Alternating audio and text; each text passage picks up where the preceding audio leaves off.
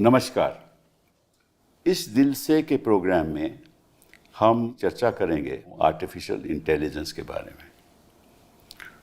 अगर artificial intelligence जो विश्व की सारी जो सिस्टम्स हैं उसमें ऐसा बदलाव लाने वाले हैं कि हमें आज के दिन एटलीस्ट मुझे तो मालूम नहीं कि किस किस्म का बदलाव होगा और उसका नतीजा और उसका प्रभाव हिंदुस्तान में क्या पड़ेगा, क्योंकि लोगों को एआई के बारे में ज़्यादा कुछ मालूम भी नहीं है। और अभी हाल ही में हिंदुस्तान में एक कॉन्फ्रेंस हुई मंटपन में, विश्व के लोग आए, प्रेसिडेंट लूला आए, मैक्रॉन साहब आए, दुनिया के सीईओज आए जो एआई पे काम कर रहे हैं, और कईयों ने कहा कि आप जानते तक नहीं कि क्या बदलाव आने वाला है।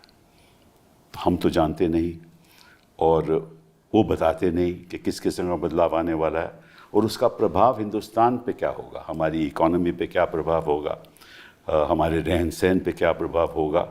और जिस तरह से इंडस्ट्रियल रेवोल्यूशन इकोनॉमिक चेंज लाई थी, इंडस्ट्रियल रेवोल्यूशन के बाद सारा चेंज आ गया और इंडस्ट्रियल रेवोल्यूशन की वजह से ये जो ब्रिटेन है, यूरोप है, ये अमीर लोग हो गए और फिर कॉलोनाइजेशन की वजह से इन्होंने पैसा यहाँ से लेकर खूब कमाया और उसी की वजह से डेवलप नेशन हो गए।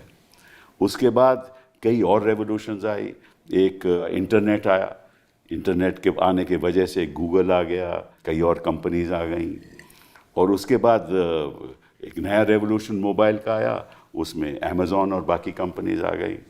अब एक नया रेवोल्यूशन आने वाला है, लेकिन जितना बदलाव इंटरनेट से द्वारा हुआ, मोबाइल रेवोल्यूशन से हुआ, उससे कहीं ज़्यादा बदलाव एआई के द्वारा होने वाला है, जिसकी चर्चा भी नहीं हो रही। पार्लियामेंट में तो खैर चर्चा हो ही नहीं सकती क्योंकि ये चर्चा चाहते ही नहीं, और पार्लियामेंट के बाहर लोगों को मालूम ही नहीं कि इसका प्रभाव होने वाला है।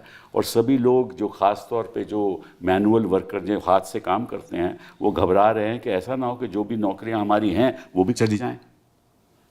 तो ये एक बहुत ही महत्वपूर्ण विषय है, a very important issue that impacts and will impact the daily lives of 1.4 billion people in this country. और उसके बारे में आज हम चर्चा करेंगे। एक दो चीज़ें बताना चाहता हूँ, फिर चर्चा हम शुरू करेंगे। पहली बात तो ये है कि एआई के लिए हमें ग्राफिक प्रोसेसिंग यूनिट्स की ज़रूरत है। उसकी ग्राफिक प्रोसेसिंग यूनिट्स का मतलब क्या है? ये यूनिट क्या करते हैं कि आपके जो इलेक्ट्रॉनिक सर्किट है उसके द्वारा ये इमेजेस को आपके सामने ला सकते हैं, हर किस्म की इमेजेस को आपके सामने ला सकते हैं। और इसके लिए निवेश चाहिए और उसके लिए ऊर्जा चाहिए, मतलब कि इलेक्ट्रिसिटी चाहिए। और इलेक्ट्रिसिटी जितनी हमें हर साल चाहिए वो लगभग 7 to 30 गीगावाट्स की हमें ज़रूरत है। तो हम तो इसके बारे में सोच भी नहीं रहे, तैयारी भी नहीं कर रहे। हमारा जो हिंदुस्तान का डेटा है वो 20% है, लेकिन हमारी स्टोरेज केवल 3% है। जो R&D हम कर रहे हैं वो लगभग है ही नहीं। पिछले बजट में 2000 करोड़ दिया था, 40% खर्च हुआ। इस साल 1000 करोड़ दिया है। 1000 करोड़ से क्या होने वाला है?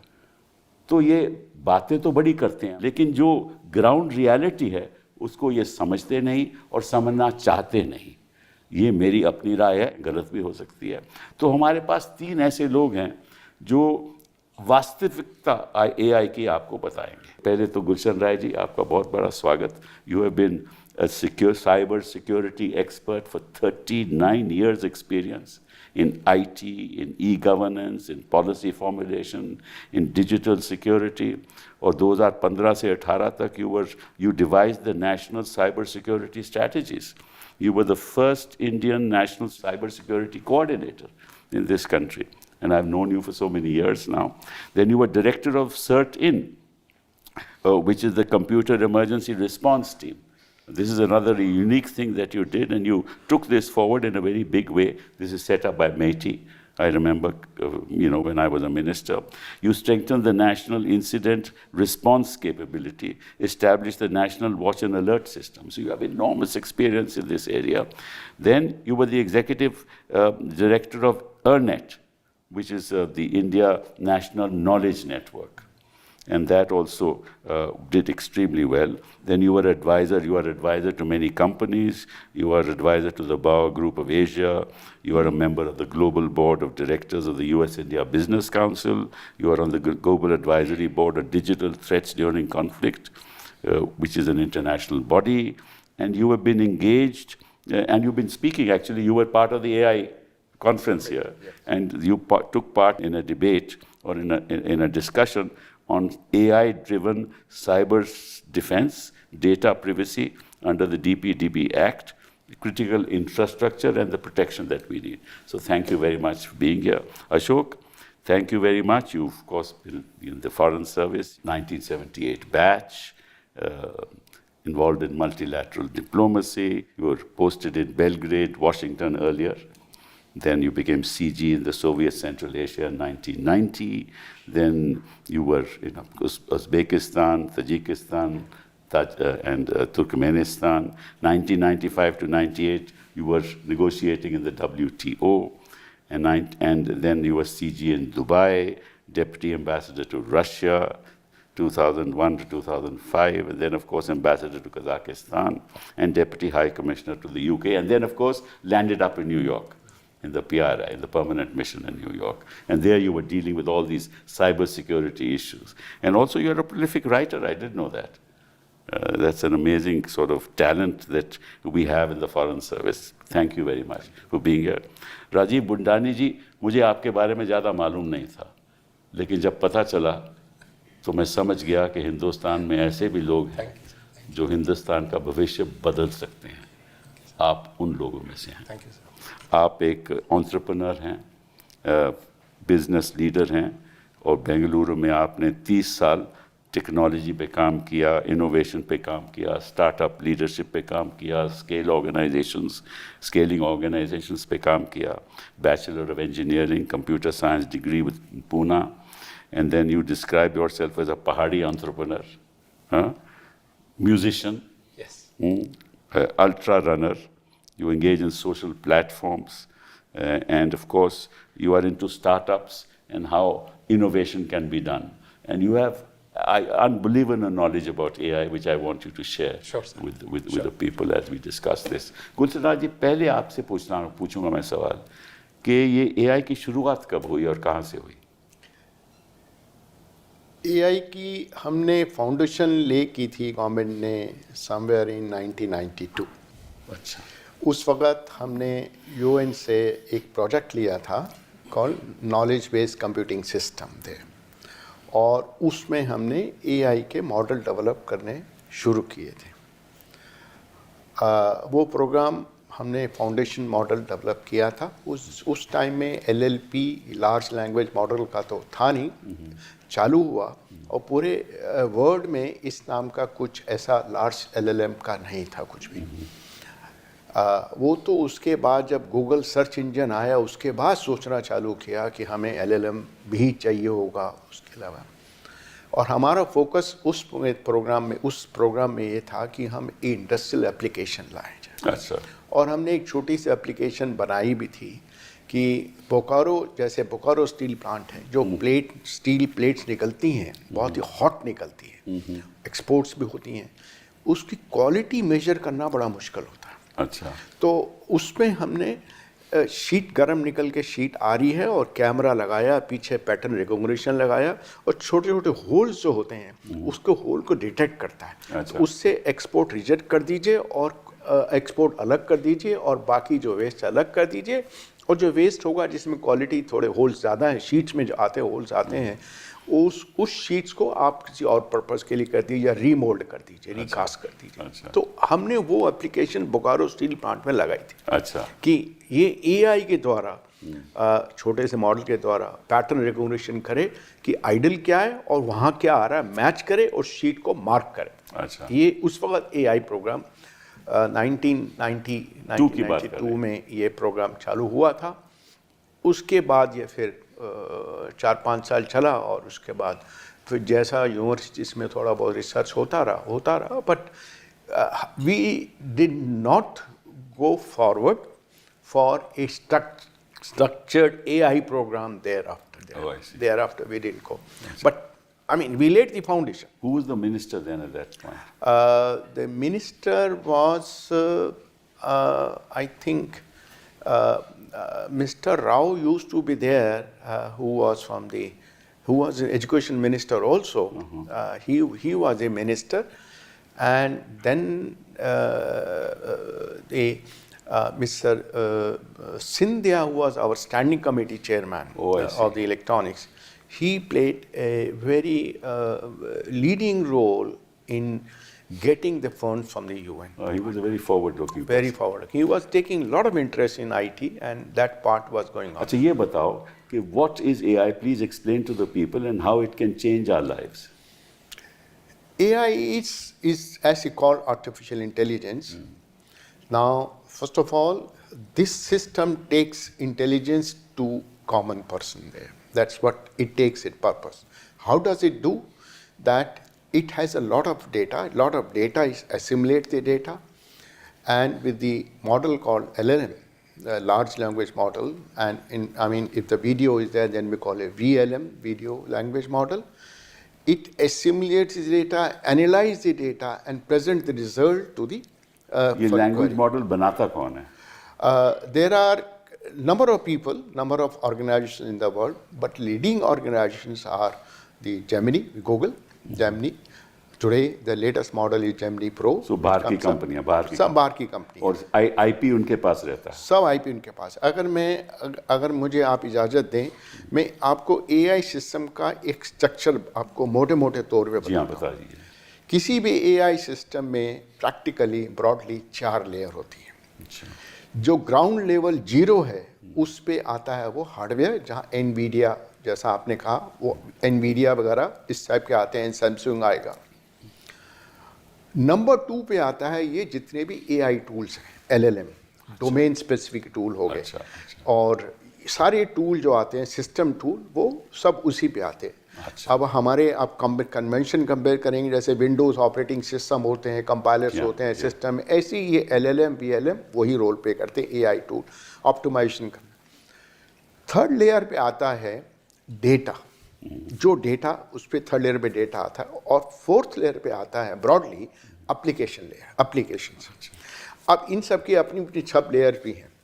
अब आप देखेंगे कि इस 4 लेयर में ग्राउंड लेयर पे हम कहीं नहीं हैं, वो तो अमेरिका ही है, एनवीडिया है या सैमसंग है या और जितने भी इंटेल, हम तीसरे या चौथे लेयर पे हो सकते हैं. हम सिर्फ टॉप लेयर पे हैं. अच्छा. एप्लीकेशन लेयर पे. और हमारा एडवांटेज क्या है? वो डेटा, हमारे पास बहुत ज़्यादा डेटा है. डेटा इस संसार में 3 लोगों के पास ही है, एक इंडिया के पास, एक अमेरिका के पास, क्योंकि वो सब डेटा वहीं ले जाते हैं. संख्या जो सबसे हमारी, हाँ, संख्या है, और चाइना, 3 के पास है. तो जो हम हैं सिर्फ टॉप लेयर पे हैं. अच्छा. अगर आप यूएस के देखेंगे, US is present across all the 4 layers. I see. Okay, they have the NVIDIA, they have the all LLMs, VLMs, and all AI tools there, Google and all. Today we have a cloud there. तीसरा data है और चौथा application है.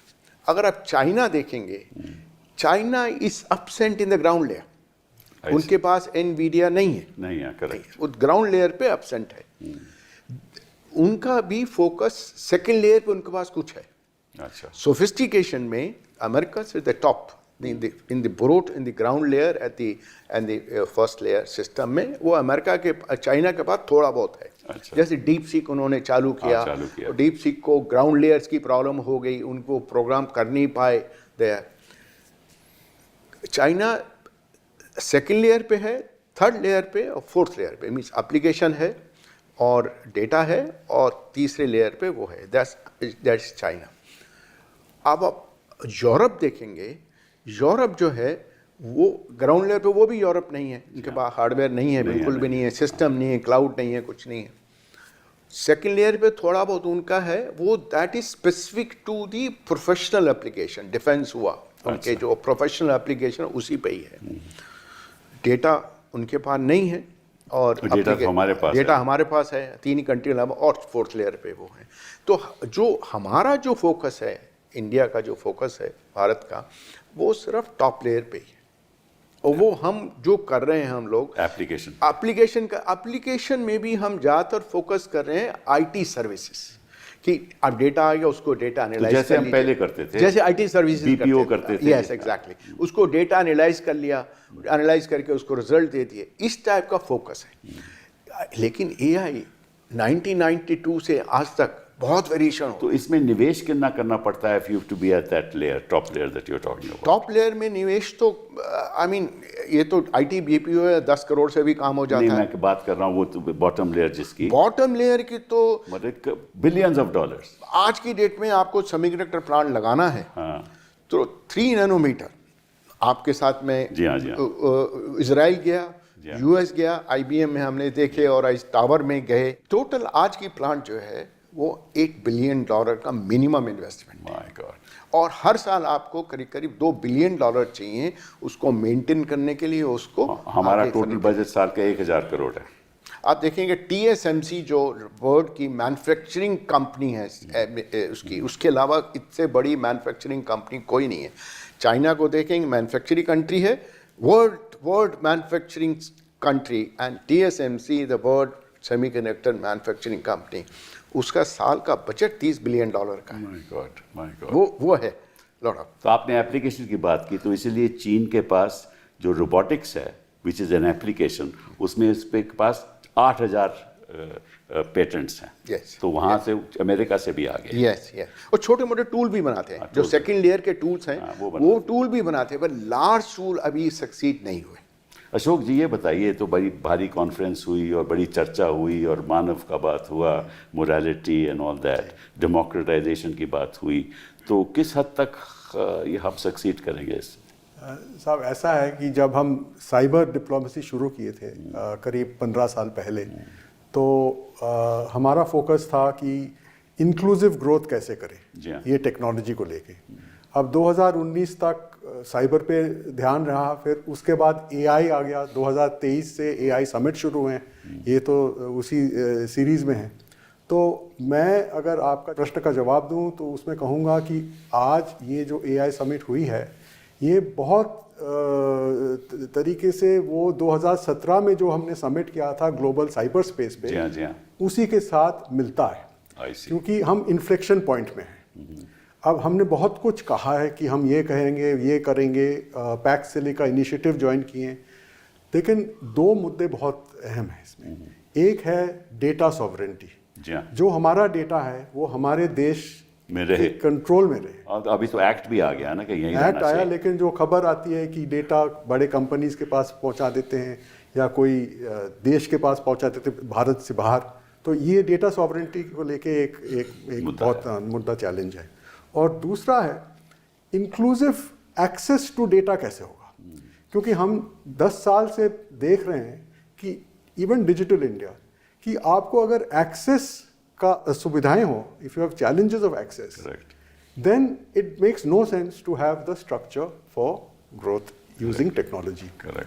तो जैसे आपने कहा electricity supply, water resources, अब ये जो डेटा सेंटर्स के लिए वाटर रिसोर्सेज, और सबसे ज़्यादा स्किल्ड रिसोर्सेज।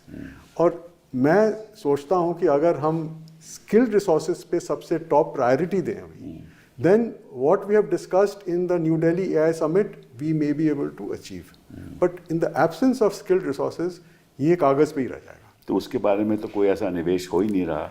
आप देखिए साहब कि global conference on cyber space जब हम शुरू किए थे, गुलशन जी और हम गए थे लंदन 2011 में, तो उसका एक ही नतीजा निकला, और वो नतीजा था global skill capacity building centre Holland में, द हेग में। अब डोनाल्ड ट्रंप साहब उससे बजट काट दिए उसका लेकिन that was the only capacity building centre through the global conference on cyber space. अब एआई के लिए the requirements are very specific, they are known, but we do not seem to have the infrastructure to focus on capacity building in skilled resources in this at the moment. But even otherwise, the only area in which we can contribute is application, as Gulshan Raji said, or is there any other area that I think that is the focus. But in my career, I have been by chance involved with technology and diplomacy. I was in Washington when the United States refused to sell the Cray 2 supercomputer to India, XMP-14. अच्छा, XMP-14. We went to Japan. They said under the instructions of United States, because we are alliance partners, we cannot sell you the NEC supercomputer. So 1988-89 में, it was Indian scientists working in American laboratories who came to India to discuss how to overcome this problem. अच्छा. And Dr. Mashelkar of our Yeah, yeah, Department of he Science and was with Technology, me in my ministry, yes. he has put it on the DST website as to how this created the Param supercomputer. So this was the first example. And in the second stage, when we wanted to acquire the skilled resources and make a difference in the way we do things, it was again end of 1990s when we joined the Information Technology Agreement, because we had no manufacturing in hardware. Correct. So all our skilled resources who needed computers on which they could do coding needed the computers. That is how the government allowed zero duty. Import of computers and peripherals, for which later we were criticized. Right. But in 2000, there was nothing. And the challenge was the Y2K bug. And that Yes. was the beginning. 2000. That's the year 2000 2000 bug. That was the beginning of the India growth story in the IT-enabled services. And the huge flow of Indian skilled personnel to the United States, to Silicon Valley, it all happened because of that. So they create all the IP, Yeah. and the companies own that IP, Yeah. and we are at the application side. But the lesson, to answer your question, the lesson is that we have the ability, Yes, of which course. we demonstrated in the United States, but we need the conditions to replicate the United States in India. That's right. That So is the where challenge. that we need freedom for our sir मैं fragile- इसमें एक figure इनके add करूंगा. हाँ. आपने cloud का. हाँ जी. Cloud is the basic infrastructure for the AI today. Correct. The total capacity demand for the next 5 years is about 2500 gigawatt. 2500 gigawatt. That is the requirement. अच्छा. हमारे पास आज की डेट में 1200 गीगावाट है. अच्छा. 1.2 gigawatt, not 1200, 1.2 1.2, gigawatt. and we need 2500. And no, we need 2.5 gigawatt. 2.5. Okay. So 2500 megawatt और 1200 megawatt हमारे पास है और हमको इतनी दूर जाना है. उसके लिए हमें सब AI टूल चाहिए होंगे, वो NVIDIA चाहिए होंगे. जी हाँ, जी हाँ. करेक्ट. अच्छा, ये बताइए आप, because you are into the business, you are into AI, you know how to transform AI.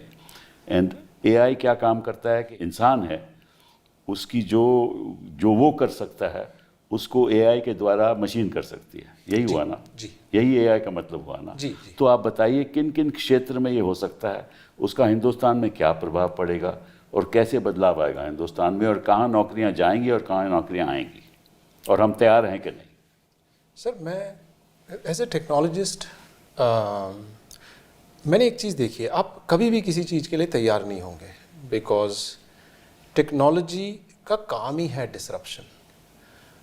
But जब डिसरप्शन होता है तो वो सबके लिए समान होता है. उसमें कोई ये नहीं है कि आप मुझसे बड़े हो तो आपको कम होगा, मैं आपसे छोटा हूँ तो उसमें वो भेदभाव नहीं है. इसीलिए टेक्नोलॉजी में मेरे को ऐसा भी लगता है कि एक डेमोक्रेटाइजेशन है एक्चुअली. ठीक है. तो डॉक्टर साहब ने बात करी लेयर्स की, तो मैं एक उदाहरण देना चाहता हूँ. एंड बड़ा ये उदाहरण काफ़ी चल रहा है, ये मेरा खुद का नहीं है. जब मैं पढ़ रहा था इस पे बात आई कि रेफ्रिजरेटर बना. जी हाँ.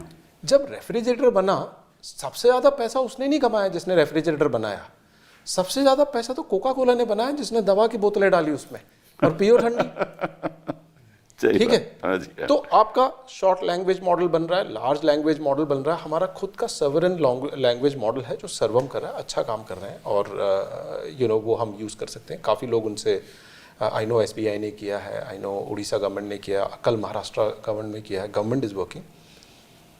हमारे पास एक अच्छी बात क्या है कि हमने AI करी, तो अब AI को भी थोड़ा बायफ्रिकेट करना शुरू कर देते हैं, बिकॉज AI के ऊपर भी अब बात होने लगी कि अब कौन सी AI की बात कर रहे हैं भाई. अब आप सिर्फ AI बात कर रहे हैं, AI में तो लार्ज लैंग्वेज मॉडल भी आ रहा है, या आप एजेंटिक AI की बात कर रहे हैं. तो मैं एक छोटा सा एग्जांपल देता हूँ एजेंटिक AI की. एंड दिस इज, हम ये बात सर आपके साथ कर रहे थे कि हम ये शो रिकॉर्ड हो रहा है, कुछ 10-12 कैमरे लगे हैं, हर एंगल से आप इसको रिकॉर्ड करते जा रहे हैं. फिर ये टीम बैठेगी, उसको एडिट करेगी, उसका मॉड्यूल बनाएगी और उसका फिर आधे घंटे 45 मिनट्स का एक सॉफ्ट जो होगा उसको यूट्यूब में डाला जाएगा।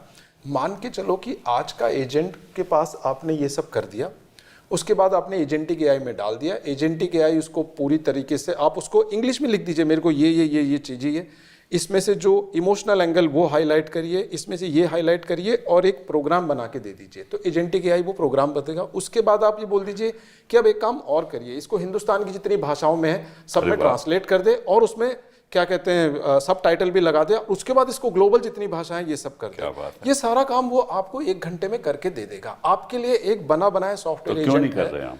सर हाँ, गुड क्वेश्चन कि हम क्यों नहीं कर रहे हैं एक्चुअली। तो कर सकते हैं, बिल्कुल कर सकते हैं। चलिए, आई डोंट थिंक। अच्छा ये बताइए कैसे और क्यों नहीं? हाँ, तो सर्वम वाज एक अच्छी स्टोरी है which we should celebrate and all that, because मैं स्टार्टअप से काफ़ी क्लोज रहता हूँ, टेक्नोलॉजी से काफ़ी क्लोज रहता हूँ, तो मुझे अच्छा खासा आइडिया है कि ग्राउंड लेवल पे काफ़ी कुछ काम हो रहा है इस चीज़ को लेके। ठीक है,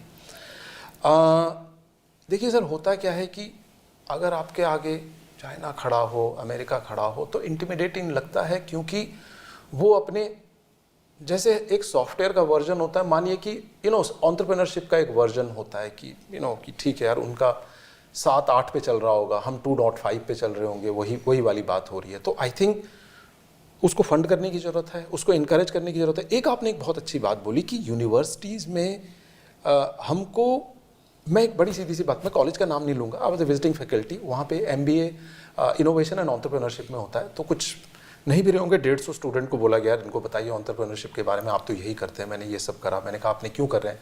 कहता we want to understand entrepreneurship क्या होती है। तो मैंने कुछ 150 लोगों से बोला कि ये आपकी क्लास है? कहते हाँ। मैंने कहा इसमें से कितने लोग एंटरप्रेन्योर बनना चाहते हैं? और मैं जब भी ये क्वेश्चन बोला तो लोग परसेंटेज में बोलते हैं 10% ने किया होगा, 20%। 3 लोगों ने हाथ खड़ा किया। तो वहां टेक्नोलॉजी डेमोक्रेटाइज नहीं कर सकते सर, वहां दिक्कत है। जैसे अभी क्यों दिक्कत क्यों है सर? हम एज ए कंट्री उस मेच्योरिटी में नहीं आए हैं।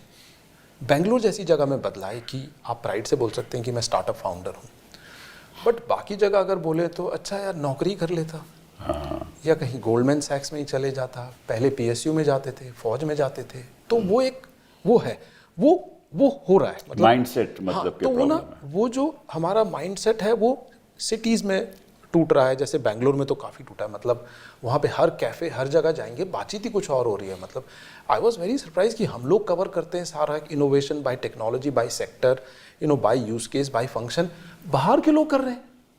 वो कैमरा लेके कमरे में चले गए कि यहाँ देखो, यहाँ पे कोडिंग हो रही है, यहाँ पे साइबर सिक्योरिटी चल रही है एक्चुअली। तो ग्राउंड लेवल पे वो काम हो रहा है। बट मैं आपको एक बड़ी छोटी सी बात बताता हूँ। कल ही एक ट्वीट आया है कि सैम अल्टमैन साहब बोलते हैं कि भाई हमने 100 बिलियन रेस किया है। एक प्राइवेट कंपनी बोल रही है, thanks to Nvidia, thanks to Amazon, thanks to this. आपने कभी सुना है हिंदुस्तान में ये बात हो रही कि 100 बिलियन रेस किया हमने? तो हमारी तो स्टार्टअप से खत्म हो जाती हैं बेचारी। हाँ, तो वो एक फंडिंग ही नहीं मिलती। वो एक सोच है, वो एक सोच बदलनी है अपने को, क्योंकि वो एक सोच बदलने में टाइम लगेगा। दैट्स द रीज़न अगर हम सीधा कंपैरिजन करेंगे कि हम हार्डवेयर नहीं कर पा रहे, बिकॉज बात सत्य है कि आप कोई भी मॉडल आज यूज़ कर रहे हैं ना सर, वो इतना, मैं खुद यूज़ करता हूँ, आप में से AI के थ्रू आप में से कोई भी प्रोग्रामिंग कर सकता है। कल अगर मैं बोलता कि सिबल सर आप प्रोग्रामिंग कर सकते हैं, आप बोलेंगे अरे क्यों मजाक कर रहे हो। मैं बोलूँगा सर मैं आपको $20 का एक एजेंट देता हूँ, 1600 रुपये पर मंथ में, आप ना जितनी भी आपकी वेबसाइट है 10 मिनट में बना के देगा। कहता मुझे तो लिखना ही नहीं आएगा। मैंने कहा सर अंग्रेजी में लिख दीजिए, हो जाएगा ये काम। क्या बात, ठीक है। ये सारा का सारा सॉफ्टवेयर ट्रांसलेट करके ये करा जा सकता है, बट वो हाईली सब्सिडाइज्ड है, बिकॉज उनको चलाने के लिए, जैसे डॉक्टर साहब बोल रहे थे कि एनवीडिया की इतनी बड़ी कैपेसिटी चाहिए, वो कैपेसिटी हमको भी चाहिए, और उसमें इन्वेस्टमेंट बहुत ज़रूरी है। वो $billions की बात कर, $8 बिलियन। हाँ, वो इन्वेस्टमेंट, वो GPU, और इट इज़ हाईली, मतलब हम जैसे सस्टेनेबिलिटी की बात करते हैं, हाईली सस्टेनेबल। इतनी गर्मी आती है उसमें, उसको ठंडा रखने के लिए इतना वो लग जाता है। आई थिंक उस तरफ तो सॉफ्टवेयर बन रहे हैं। सॉफ्टवेयर से रिलेटेड जो डॉक्टर साहब बोल रहे थे, उनको एज कंप्यूटिंग बोलते हैं, कि हमने चिप में ही, ठीक है, जैसे आपने ये आईपैड पकड़ा हुआ है, इसके अंदर ही इतनी कैपेबिलिटी की होगी, आप कुछ बोल रहे हैं आपका ट्रांसलेट करके हाथ के हाथ दे देगा, इसको सर्वर के पास जाने की जरूरत नहीं है, चिप में ही इतनी इंटेलिजेंस है कि ऐसा करा जा सकता है। ठीक है, तो उसके लिए ये वो सुविधाएं चाहिए, वो इन्वेस्टमेंट चाहिए, वो हार्डवेयर चाहिए। हाँ, तो वो एक सर वो बात हो गई एक इकोसिस्टम बनाने की। तो मैं बार बार लोगों को बोलता हूं कि चाहे आप देश हैं या आप कंपनी हैं, आपको एक चीज समझ आनी चाहिए कि ecosystem should be a strategy. आपको स्टार्टअप भी चाहिए, आपको अपना बिजनेस भी करना है, because you are running 100 miles per hour, वो भी स्लो नहीं कर सकते। डिसरप्शन भी आपके आगे आ रहा है। सी 2-3 दिन पहले एक रिसर्च रिपोर्ट आई एंड उन्होंने एक डूम एंड ग्लूम सिनेरियो बात कर दी हमारी, क्या कहते हैं, सर्विसेज कंपनी के लिए। ठीक है, आप ऐसा बोल सकते हो बिकॉज आप बैठे बैठे वहाँ पे हम सर्विसेज चलाते हैं। मुझे याद है आज से 15 साल पहले कंप्यूटर साइंस कॉर्पोरेशन, EDS वगैरह, ये बड़ी 18 बिलियन डॉलर की जो सर्विसेज कंपनी थी, किसी ने नहीं सोचा था कि ये नहीं रहेंगी और उनकी जगह TCS ले लेगा। बट एक चीज़ ध्यान रखिए कि इन सब को चलाने के लिए भी, ठीक है, एक टेक्नोलॉजिस्ट चाहिए। होगा क्या कि अगर 25 लोग एक एप्लीकेशन बनाने में 1 साल लगाते थे, आज 5 लोग वही एप्लीकेशन 20 दिन में बना देंगे, तो क्या होगा? बाकी लोगों की नौकरी जाएगी? नहीं सर, पहले हम 4 एप्लीकेशन बनाते थे, अब हम 4000 बनाएंगे। ये बदलाव आएगा। वो माइंडसेट चाहिए ना। हाँ, वो माइंडसेट चाहिए, स्किल्स भी चाहिए, वो एक वो दोनों चीजें चाहिए। हाँ, वो इकोसिस्टम चाहिए। और तो, इकोसिस्टम। हाँ, तो अगर डॉक्टर साहब प्रोग्रामिंग कर सकते हैं, आप कर सकते हैं, एक लैंग्वेज में लिखना है, तो वो तो बैरियर ही खत्म हो गया ना। वही बैरियर नॉलेज के हिसाब से हो गया। ठीक है, मैं यूनिवर्सिटी नहीं जा रहा हूं, तो मैं यही लैंग्वेज, यही एजेंट से बात करके मैं ये वेबसाइट बना सकता हूं, यही एजेंट से बात करके मैं खुद का यूट्यूब चैनल शुरू कर सकता हूं। समझ रहे? वो तो स्कूलों में बच्चों को पढ़ाना चाहिए, ये ऐसा हो सकता है, यूनिवर्सिटीज में कोर्सेज होने चाहिए, फिर स्किल डेवलपमेंट के प्रोग्राम होने चाहिए। ये बात आपको अच्छे से पता है। हाँ, तो ये इकोसिस्टम होता ही नहीं है हमारे ये देश इकोसिस्टम में। कैसे यहाँ बनाया तो यूनिवर्सिटी ABVP और दूसरे लड़ाई होती है कि भाई कौन पावर में आए, तो वो एकेडमिक एटमॉस्फेयर।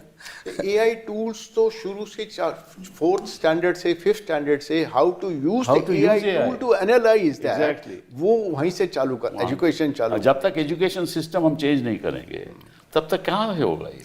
हाँ, तो सर ये बड़ी आपने अच्छी बिल्कुल काम की बात बोली है कि अगर हमको इस एरा में compete करना है, ठीक है, देखिए हर 8वां आदमी इस विश्व में हिंदुस्तानी है, आप मानो ना मानो। बिल्कुल ठीक है ना।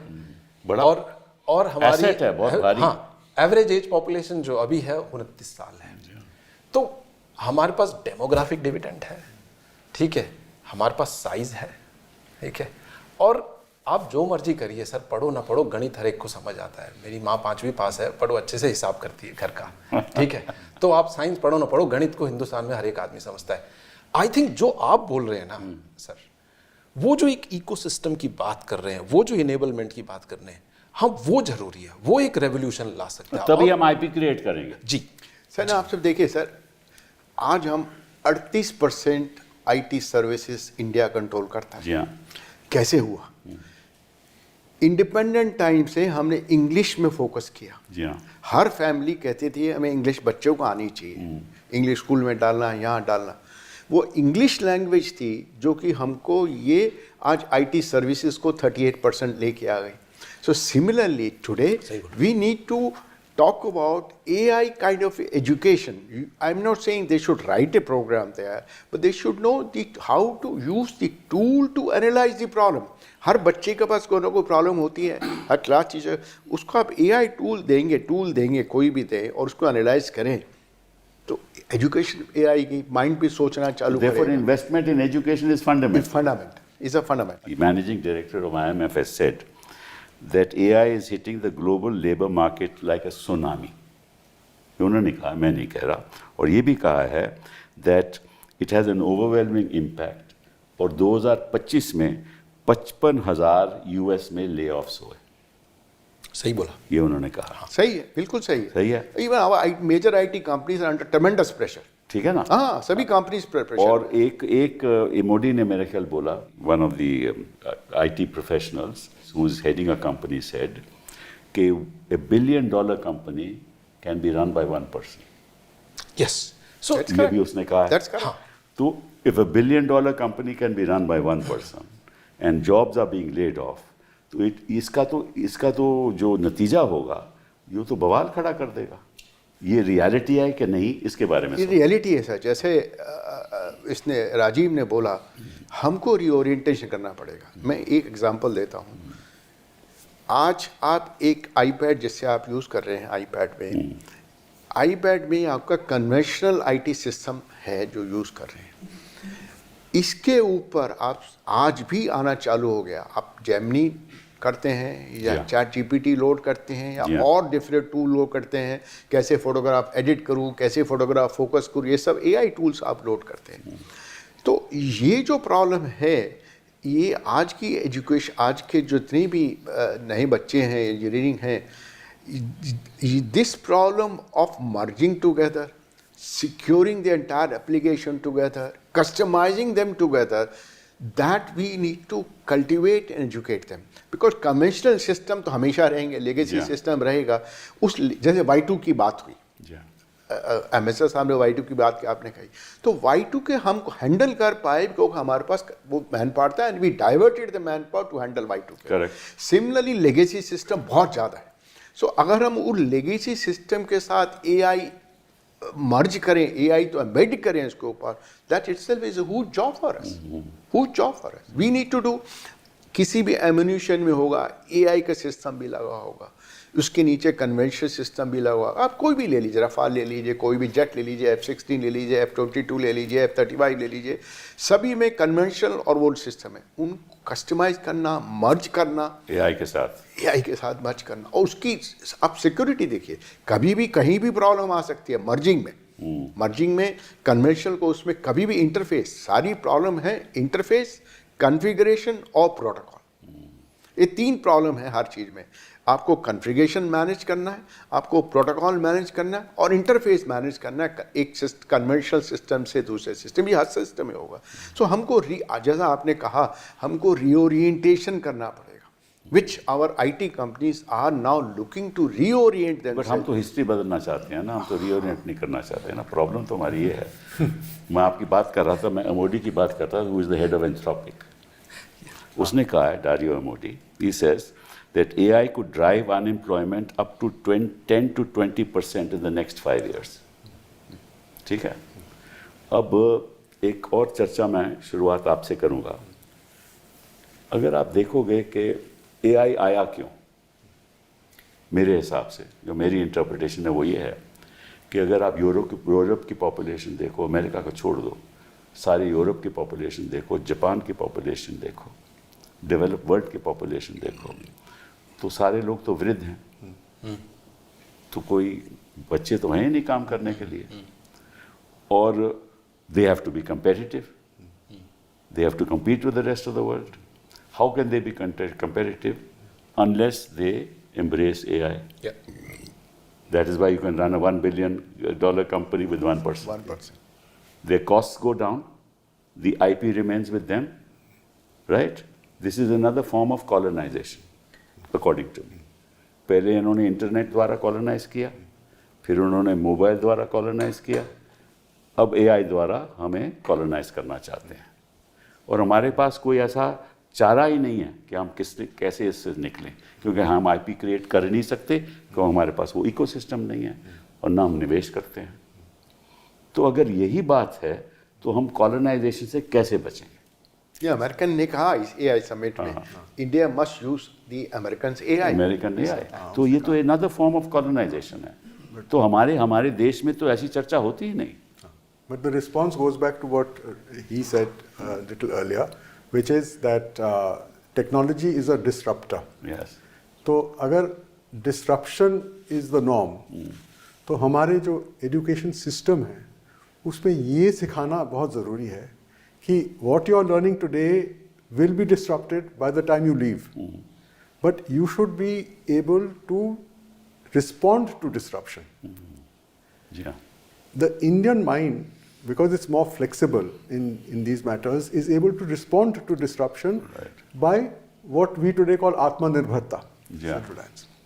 But the capacity to respond and the support to be able to do sustain that, to be able to sustain do that. That is important. Which is why when we look at technology, अब ये smartphone technology हर एक के जेब में smartphone है, इसका मतलब हर एक के जेब में कंप्यूटर आ गया. जी हाँ. लेकिन 1997 में जब ये नेगोशिएशन चल रही थी, when spectrum was put up in the negotiation, तो हमारे लोग कहते थे कि हमारा तो कोई इसमें मैंडेट ही नहीं है, ये डिफेंस मिनिस्ट्री का मैंडेट है, तो आप लोग क्यों मुझे इसको ले याद आ है, रहे हैं? हम तो इस पे खूब जी. चर्चा करते थे. तो फिर जब डॉक्टर साहब को मालूम है, जब वो कागज़ आई तो हमने उसको उस पर we committed that we will not restrict any entry into the Indian mobile telephony market.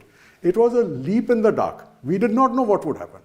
But you fast forward to 2026 and you see what has happened. So this is the strength of the Indian system also, that we are able to also anticipate, but we have to be supported and sustained. But we are still a service economy, Ashok ji.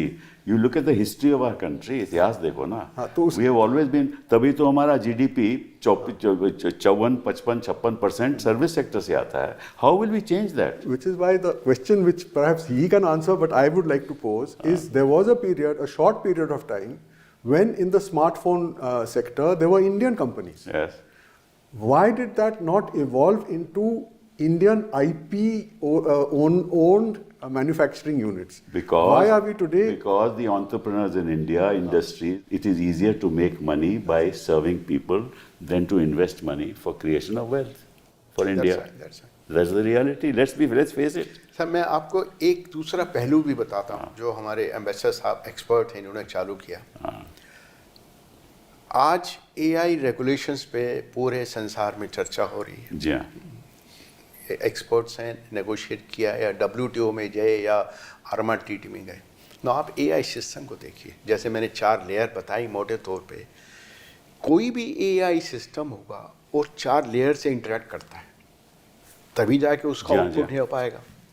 अगर हम उसकी ethics की बात करते हैं, law for ethics की बात करते हैं, तो मान लीजिए हमारा भारत में जो AI सिस्टम लगा, वो एट ए टाइम कई AI सिस्टम से इंटरेक्ट करेगा. सबसे टॉप लेयर भी, मिडिल लेयर भी, नंबर 2 लेयर भी और ग्राउंड लेयर भी, क्योंकि सभी में ऐसे, जैसे राजीव ने बताया कि सब काफ़ी कुछ चिप पे हो गया. तो हम उसको हम एथिक्स की बात कैसे कर पाएंगे? क्योंकि हम तो एथिक्स की बात अपनी लेयर की करेंगे, एप्लीकेशन लेयर. जी हाँ, जी हाँ. बाकी लेयर कहाँ है? वो हमारे पास है नहीं. तो वो जो हम एथिक्स पे भी हम नहीं कर पाएंगे जब तक हम पूरा फोकस नहीं करेंगे. तो वो वो कोऑपरेट भी नहीं करेंगे. कोऑपरेट भी नहीं, वो they will lead it. They will lead it. It's going to be, जैसे वो कहते हैं कि डेटा ठीक है आपके यहाँ हम स्टोर करेंगे, लेकिन उसका इस्तेमाल तो हम वहीं करेंगे क्योंकि हमारी सारी मशीनें वहाँ. Exactly. Because ये any problem है AI ना. system, This is the challenge. This is the AI challenge. system interact different system and there different systems are located elsewhere. Ambassador साहब ने सॉवरेनिटी की बात की, वो जगह लगा हुआ है. तो आप रेगुलेशन कैसे बनाएंगे? जी हाँ. और आप कैसे पार्टिसिपेट करेंगे रेगुलेशन में कि हमारा क्या, we will accept what they impose us, we'll do that. That's a form of colonialism, one form of Yes, the other. exactly. But this was the response when we were part of the system that was in operation till 2015, the global system. The response was that if we have this pressure on us bilaterally from the IP holder, we can always fall back on the multilateral system. जी हाँ. We have suddenly stopped looking at the multilateral system at all. We must be the only country which has done that, because every other country, a major country, keeps its stake in multilateral system while doing not the bilateral. America. America also. Why does Melania Trump have to chair the UN Security Council? That is for optics. That is for optics. But the Board of Peace is again authorized by the Security Council. Donald Trump साहब तो सब चीज unilaterally करते हैं, कोई bilateral भी नहीं है. मल्टीलैटरल तो छोड़ दो. लेकिन सर जिस दिन अमेरिका leaves the treaty, जिस दिन America leaves this permanent membership of the Security Council, उस दिन मैं मान जाऊंगा जो आप कह रहे हैं. वो कभी नहीं होने वाला. अच्छा, आपसे मैं एक सवाल पूछना चाहता हूँ. वही मैंने इनसे शुरुआत की थी और 55,000 जो ले ऑफ हुए हैं अमेरिका में. अभी हमारे अनंत नागेश्वरन साहब जो चीफ इकोनॉमिक एडवाइज़र हैं, उन्होंने कहा है कि the advanced economies are facing demographic decline, जो मैंने बात की. वृद्ध लोग हैं, उन्होंने कहा है. साथ में कहा है but AI may serve as a supplement for India. AI may serve as a supplement. So वो मान गए हैं कि we can only serve them. Potential तो है, हाँ ये तो मान के कि हमारा पोटेंशियल पोटेंशियल है, but only in the service sector. Yes. साथ में कहते हैं it is a stress test for our state capacity. Rapid uncalibrated deployment of AI may boost output, but risks displacing segments of the workforce faster than the economy can absorb them. ये उन्होंने कहा है. मैं आपकी राय चाहता हूँ. Sir मेरे को ना I always felt technology has a great leverage. क्योंकि मैं एक सीधी सी बात बताता हूँ.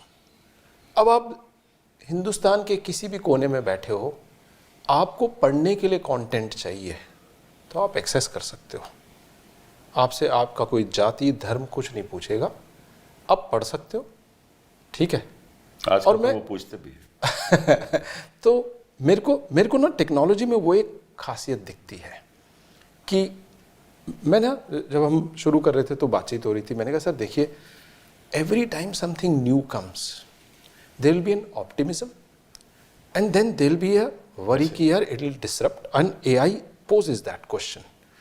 तो मैंने कहा देखिए सर, 50 साल पहले अगर कोई मुझे बोलता कि ना लिफ्ट चलाने के लिए ऑपरेटर नहीं चाहिए होगा, ठीक है, 15 साल पहले कोई मुझे बोलता कि गाड़ी चलाने के लिए ड्राइवर नहीं होंगे, ठीक है, उसके बाद जब ये ऐप बेस्ड कैब आई तो कुछ ने बोला, सब ने बोला, मतलब इतनी हड़ताल हुई कि हमारा बिजनेस खत्म हो जाएगा, ये कर देंगे, उबर ये कर देगा, ओला ये कर देगा. Sir the amount of driver job that has happened is unbelievable, unbelievable. ठीक है. एंड मुझे पता है क्यों अच्छा लगा ये, क्योंकि इसमें डेमोक्रेटाइजेशन था. कोई किसी ने कुछ नहीं पूछा, कोई अपनी टैक्सी उठाता है, काम पे लगाता है और टैक्सी चलाना शुरू कर देता है और कमाता है. मैं इतने लोगों से बात करता हूँ ट्रैवल करते हुए. मैं एआई को, देखिए सर, हर चीज़ का खतरा होता है. जैसे डॉक्टर साहब बोल रहे हैं कि if you don't put A regulation, आप एक मशीन की बात कर रहे हैं जो सोच सकती है. मैंने सिब्बल सर को बोला, मैंने कहा ये सारा का सारा प्रोग्राम करके आप किसी भी एजेंटिक एआई में डालिए, पूरा का पूरा 45 मिनट का प्रोग्राम करके इंस्क्रिप्शन डाल सकता है. अगर वो अपना दिमाग लगा के बोले कि सिब्बल साहब ठीक नहीं है, एक काम करता हूँ, इसमें सिब्बल साहब जो बोल रहे हैं उसकी जगह सब उल्टा उल्टा लिख देता हूँ. There is no supervise learning. वो खुद सोच रहा है. हमने अभी तक एजेंटिक बिल्कुल कर सकता है सर. हमने एआई की बात करी है, एक एजीआई सबसे बड़ी सोच अभी जो हो रही है, सोवरेनिटी की जो बात हम रेगुलेशन कैसे होगी जो आपने कहा, बहुत बढ़िया क्वेश्चन है. आई थिंक इस क्वेश्चन पे सबसे ज्यादा डिबेट होनी चाहिए. एजीआई जो आया है, which is artificial general intelligence. ठीक है सर, जैसे आप मुझसे बात कर रहे हैं, मैं अपनी जगह हटा के एजीआई रखूंगा और आपसे वैसी बातचीत करूंगा. और मैं आप एक और बात बताऊं, मैं आपके बारे में इतना कुछ पढ़ लूंगा कि मैं वही बोलूंगा जो आपको अच्छा लगेगा. क्योंकि मेरे पास तो इमोशन है नहीं. वो तो बहुत ही डेंजरस सर, मेरे पास तो इमोशन है नहीं. और मैंने आपके बारे में पढ़ लिया, अब मेरे को मैनिपुलेट करना है. और ऐसा हुआ कि जब भी इनके पास क्वेश्चन पूछने लगे, आज के दिन जो फिजिकली मैनिपुलेट होता है वो आर्टिफिशियली भी हो सकता है. हो रहा है सर. तो क्या होता है, हो रहा है कभी भी. सो आप इनको बोलिए कि मेरे लिए एक ब्लॉग पोस्ट बना दो, तो आपको पूछेगा, do you want aggressive blog post, do you want blog post conversational, do you want emotional, do you want to generate question. Sir मैं तो क्वेश्चन, आप ये बात ये नहीं है कि आप क्या पूछ रहे हैं, बात ये आप कैसे पूछ रहे हैं. It's not about what you are saying, it's how you are saying. So that means they control the regulation data, our data they control, and they can influence in the way that they want. हाँ, तो doctor साहब जो आप Gemini से पूछिए, कोई आप legal problem डालिए, वो आपसे पूछता मैं आपको नोटिस बना दूं. वो कहता है नोटिस बना दूं, मुझे आप 4 कंडीशन बता दीजिए, मैं नोटिस बना के आपको ड्राफ्ट दे दूंगा.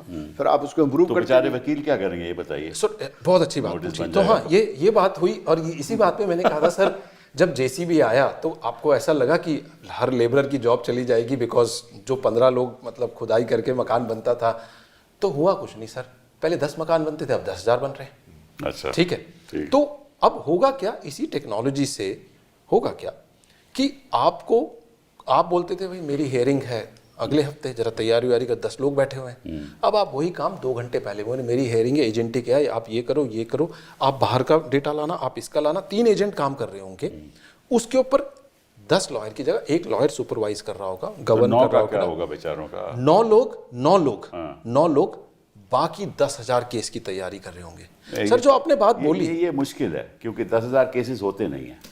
ये प्रॉब्लम है। नहीं सर, इसमें देखिए, इससे 10,000 केसेस होते नहीं सर, इसमें यू आर राइट। ये स्केल किसी और सेक्टर में तो हो सकता है, लेकिन ये स्केल ना चार्टर्ड अकाउंटेंट के सेक्टर में हो सकता है, ना लॉयर्स के, ना डॉक्टर्स के। नहीं So, ये आजकल problem। सर क्या है, 2 मिनट दीजिए डॉक्टर साहब। सर क्या है, बात वही आ गई कि 50 साल पहले अगर कोई मुझे बोलता कि मुझे लिफ्ट ऑपरेटर नहीं you are चाहिए, right, ठीक you are है, और 15 साल पहले, 15-20 साल पहले कोई बोलता कि यार टैक्सी चलाने के लिए अब आदमी नहीं चाहिए होंगे। हमारा आज का सोचना ये ठीक है, और आप तो लॉयर है तो मैं उस मामले में तो आपसे बहस नहीं करूंगा, नहीं, बहस की ठीक बात नहीं है, है। बट मैं टेक्नोलॉजी के मामले में आपसे बोल सकता हूँ सर कि होगा क्या जब स्केल बढ़ता है ना। पहले 10 घर बनते थे, 10,000 घर बनेंगे तो 10,000 घर के झगड़े भी अलग हो हो सकता है। देखो होता क्या है ना कि अगर आपके 10,000 ऐसे केसेस हों तो वकील को पैसा भी मिलना चाहिए। हाँ, क्लाइंट पैसे की इतनी उसकी साधन भी उसके पास होना चाहिए ना, को पैसा दे, वो पैसा दे नहीं सकता। तो ये बड़ा मुश्किल काम होता है वकीलों के प्रोफेशन में या डॉक्टर के प्रोफेशन में। बाकी आपने घर बनाने की बात की, वो सही है। और इसीलिए नागेश्वर साहब ने एक और बात कही, उसने कहा every year of delay compounds the pressure and narrows our options. While millions of jobs are created annually, only a small portion of our young workforce is absorbed into productive employment due to gaps in skills and training.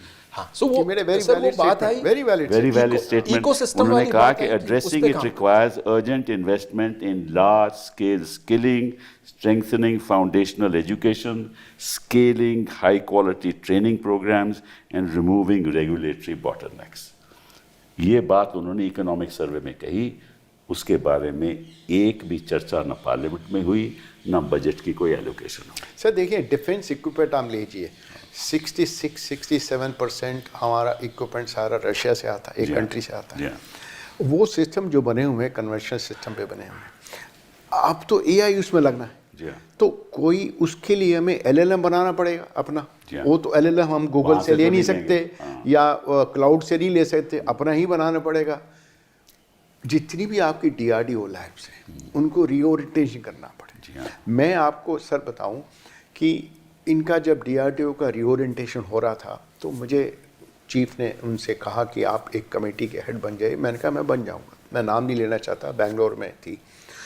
पर देखिए, आप लोग इनको पहले $2 million दे दीजिए, 10 करोड़ दे दीजिए, 10 करोड़ 15 करोड़ दे दीजिए। उनसे कहिए कि एक साल में आप come back with me a idea how you will do, where you will apply that. तो एक साल आप उनको दे दीजिए, जो करें आप 10-15 करोड़ दे दीजिए, और एक साल के बाद ये आइडिया लेके आएंगे आपको। How the Huawei was created, they put $600 million at the Huawei R&D center in Gunjau. Really? They say we'll give you 1 year. I was there. They give you 1 year, you come back with the next generation communication. And look, the 5G, they were the first one to come back with the 5G system. And आपको मालूम है इसकी geopolitics कितनी हुई। तो हम लोग को थोड़ा सा बहुत ओरिएंटेशन करना पड़ेगा। जैसे 66% जो हमारी इन्वेस्टमेंट है डिफेंस में, प्रोफेशनल में, आपका एयरपोर्ट सिस्टम्स है, उस सब में तो एआई आएगा। एक लेयर एआई की इस पे आएगी, तो हमको उस पर ट्रेन करना पड़ेगा, उस पर रिओरिएंटेशन बनाना पड़ेगा। और सबसे बड़ी बात है सिक्योरिटी। जैसे एआई सिस्टम होगा, वो कई लेयर से इंटरेक्ट करता है, अगर उसकी सिक्योरिटी नहीं होगी तो क्या होगा। सर तीसरी बात, सबसे इंपॉर्टेंट जो बात है हमें एआई करने के लिए, we are the country who has the, India and China and America are the 3 countries who has the hold the monopoly on data. हमारे साथ क्या प्रॉब्लम है, आप बैंक में जाइए, इंश्योरेंस कंपनी में जाइए, डेटा एंटर नहीं होता। केवाईसी सरकार इतना जोर लगा रही है केवाईसी पे, मनी लॉन्ड्रिंग जो है बहुत ज़्यादा प्रॉब्लम है। केवाईसी नहीं है अकाउंट्स की, सिम्स की केवाईसी नहीं है, आप तो कम्युनिकेशन मिनिस्टर थे सर। तो डेटा हमारा क्लीन नहीं है। तो हम कोई भी मॉडल करने के लिए हमें डेटा क्लीन करना पड़ेगा। और मैंने ये एक बैंक में, मैं बोर्ड में उनसे मैंने कहा कि देखिए आपका डेटा जो है, इतने कस्टमर हैं आपके पास, जितने भी यंग बच्चे हैं जो 12वीं में निकले या फर्स्ट ईयर सेकेंड में निकले, उनको आप गर्मियों की छुट्टी में आप वेकेशंस में ले आइए, give them some internship, they should clean up your data, they throw your data. I must use today AI tool to throw me what is the deficiency gaps in data. हमको उस area में orientation करना पड़ेगा, जी जी हाँ, massive करना पड़ेगा। बिल्कुल सही। हाँ, हम AI टूल तो हमें मिल जाएगा, राजीव दे देंगे, हम ऐसा दे देंगे, पर उसको यूज करना, क्लीन करना, that only will help us to implement AI, otherwise तो गार्बेज इन गार्बेज आउट साहब, यही। सही बात। But I mean you talked about the defence sector, उसमें मेरी थोड़ी दिलचस्पी है। ये सारे सिस्टम्स जो हैं, हमारे इक्विपमेंट्स हैं, हमारे एयरक्राफ्ट हैं, तो ये तो सारे मतलब कि unless everybody will be using AI, yes yes, ठीक है? एवरीबडी और यूजिंग उसके लिए तो वी कांट गो अब्रॉड, वहाँ तो we'll have to set the GPUs here, तो वो तो उसमें तो शुरुआत करो, क्योंकि दैट इज आवर सिक्योरिटी। उसमें कोई काम नहीं हो रहा आज के दिन। नहीं, ये बात भी हुई थी कि देखिए, गुड ओल्ड डेज टाइम, मैं आपको 1988 की बात ले चल रहा हूँ पीछे। सरकार ने उस वक़्त VLSI डिज़ाइन पे बहुत फोकस किया था, हर जगह VLSI डिज़ाइन सेंटर बनाए थे। उसका नतीजा क्या है, आज हर सेमीकंडक्टर कंपनी जो वर्ल्ड की है, including Nvidia, they have the design centre in Here. India. So हम लोग अपना एक GPU का डिज़ाइन बना सकते हैं। हमारे पास प्रॉब्लम है कि हम $8 बिलियन नहीं लगा सकते हैं और हमारी कैपेसिटी भी नहीं है। TSMC कहता है कि मैं लगा दूं, आपकी डिमांड क्या है, मेरे और भी प्लांट हैं, एक्सपोर्ट है, आपका कंजम्पशन है, आपका लगेगा नहीं। तो मैं अपना एक डिज़ाइन बनाऊं जिसमें सिक्योरिटी भी करूं, अपनी फंक्शंस भी करूं, और उसको ले जाके मैं TSMC से फैब्रिकेट करा लूं। जी हाँ, बिल्कुल हो सकता ये है। भी हो सकता है, ये भी हो सकता है। ये भी हो सकता है। जी हाँ, जी हाँ। तो आई थिंक मुझे लगता है कि आज हमें AI से घबराना नहीं चाहिए, वो तो रियलिटी है, आ गई, हाँ, हम उसके बिना देश भी नहीं चल सकता। नहीं चल सकता, नहीं चल सकता, हम इंटरेक्ट नहीं कर सकते। बिल्कुल, बिल्कुल। तो हम उसको लेने के, उसको एक्सेप्ट करें और आगे उसको एक सोच लगाएं कि हमें किस डायरेक्शन में काम करना है, उसको कैपेसिटी करनी है। जैसे मैंने कहा, बोकारो में हम 1992, 93 की बात करते हैं, आज भी प्रॉब्लम है। शीट जब उस वहाँ से निकल के आ रही है फर्नेस से, उसको कोई सिस्टम नहीं, सेंसर काम करेगा, वहाँ टेम्परेचर बहुत ज़्यादा होता है। लेकिन एक कैमरा टुडे आपकी डेट में बहुत अच्छे कैमरे हैं आपके पास, रेजोल्यूशन बहुत अच्छा है, मैग्निफिकेशन बहुत अच्छा है, वो देख ले कितना डिफेक्ट है। You can remove the defects in a very very precise manner. Smaller defect, that is AI, again AI, matching AI, go back to AI, So you can do AI will be used in every human activity Yes. in India. Yes. Right? Yeah. So therefore, Ashok ji, in the ultimate analysis, at least मेरा ये ख्याल है कि our national focus in the next 5 years should completely change. Let us move away from the economy and the nature of the economy stands today and prepare for a enormous shift to another era of technology. And all our focus, national focus, should be on that.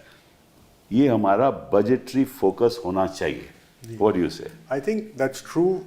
From the old world conventional sector, we have seen it happen in textiles, where we moved away from our textile manufacturing methods to using technology for textiles. So I would say that the allocation that we need should be in parallel with what we have, so that we seamlessly transition our population from what they are doing today to using AI with the skills they will pick up with this additional allocation that will be given. But one thing is very important in this whole enterprise, which is that, as has been said, we are minor players in the big game. So we have understandings, agreements, etc. We have to also find a way not to be so dependent that one day, in the internet age, they used to have a phrase called kill switch. One day, somebody who's your partner suddenly decides, because he doesn't like you, to shut down your entire system with a technology kill switch. Which can happen.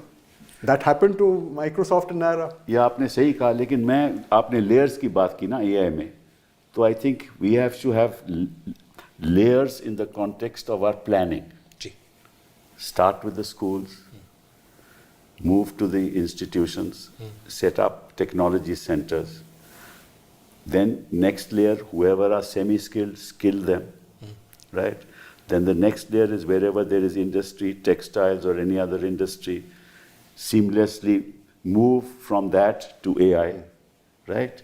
And then have a policy framework which that becomes our national focus.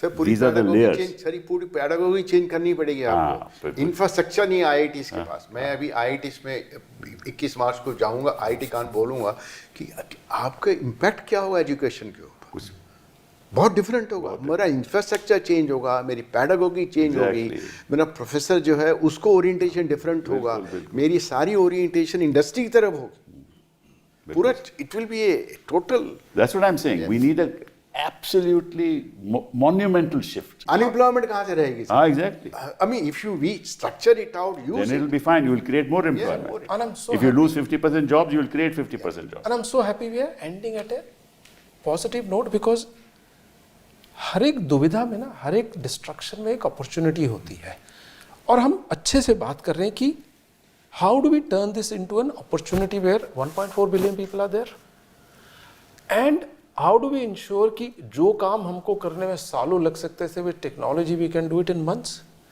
And we harness it to our advantage instead of thinking कि हम इससे disrupt हो जाएंगे। जी हाँ। ठीक है ना। तो आपने जो इकोसिस्टम की बात करी, जो आपने बोला इंफ्रास्ट्रक्चर बदलिए, भाई वही यूनिवर्सिटी नाउ चर्न्स आउट, हम अपना खुद का एलएलएम बनाते हैं, हम खुद का क्या कहते हैं प्रोग्राम चेंज हो जाएगा, पूरा प्रोग्राम बदल जाएगा, कंटेंट चेंज होगा। बिल्कुल कंटेंट जी। Change and I think that positivity इसलिए मेरे को अच्छी लग रही है बिकॉज सर कैपेबिलिटी की कमी नहीं है, बिल्कुल। कैपेसिटी की कमी नहीं है, अरे भाई हमारे लोग तो सब सीईओ हैं, हर कैपेसिटी की कमी नहीं है, लोग आके बोलते हैं। आप उठाइए ग्लोबली टॉप 100 कोई सी भी IT companies and all that, सब यहीं से पढ़ के गए। बिल्कुल हम नहीं करेंगे तो कौन करेगा? करेक्ट। तो इसका मतलब हुआ कि डिसरप्ट करने के लिए आपको सड़कों के नाम चेंज करने की जरूरत नहीं है। नहीं, मैं वाकई में बता रहा हूँ, नाम चेंज की जरूरत नहीं है, इतिहास को चेंज करने की जरूरत नहीं है। ऐसी हमें डिस्ट्रप्शन नहीं चाहिए, हमें वो डिस्ट्रप्शन चाहिए जहाँ से हिंदुस्तान आगे बढ़े, एम्प्लॉयमेंट आए, हमारी we create a wealth for common wealth for the common person.